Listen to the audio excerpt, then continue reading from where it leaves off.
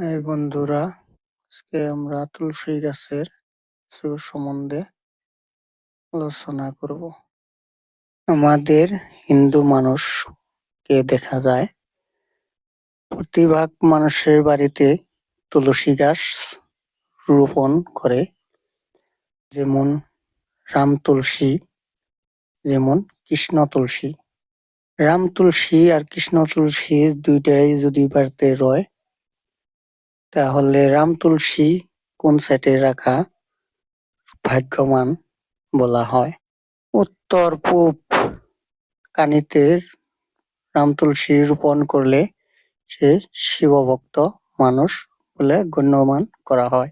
যদি অবশ্যই শিবভক্ত মানুষ হয়ে থাকেন, তাহলে সোমবার দিন সকালে রোপণ করবেন।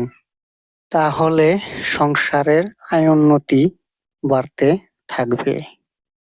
সেই গাছই যদি রোপণ করা ঠিক সঠিক জায়গায় যদি না বসে, তাহলে ভূত আর পেত্নী বসবাস করতে পারে। তার সঙ্গে সংসারের আয়োন্নতি ক্ষতিকর হতে পারে।